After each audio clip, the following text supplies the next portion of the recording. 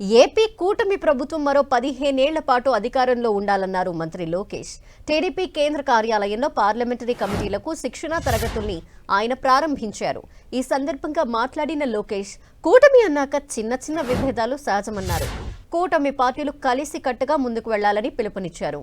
కూటమి ప్రభుత్వం అన్నదాతకు అండగా ఉంటుందని, పార్టీ పట్ల నిబద్ధత ఉన్నవాళ్లకే కమిటీల్లో బాధ్యతలు అప్పగించామన్నారు.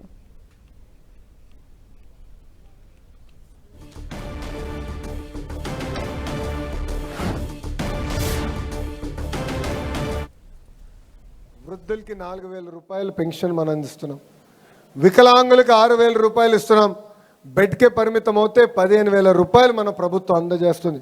ఈ ఒక్క కార్యక్రమం ద్వారా సంవత్సరానికి 30,000 కోట్ల రూపాయలు ఈరోజు కూటమి ప్రభుత్వం ఖర్చు పెడతాం జరుగుతుంది. ఇది ఒక కార్యక్రమం. రెండోది స్త్రీ శక్తి. ఈరోజు మహిళలందరూ ఆంధ్ర రాష్ట్రంలో ఎక్కడికి వెళ్ళాలన్నా ఆర్టీసీ బస్సులో ఉచితంగా ప్రయాణించే హక్కు కూడా మనందరం కల్పిస్తాం జరిగింది.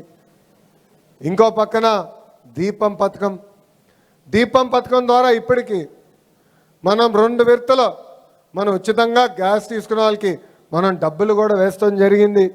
మిగతాయి కూడా త్వరలో మనం వేయబోతున్నాం.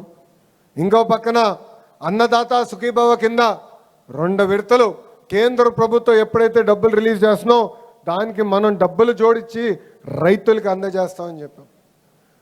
అంటే ఇచ్చిన హామీలన్నీ ఒక పద్ధతి ప్రకారం మనం నిలబెట్టుకుంటా ముందరికి వెళ్తున్నాం.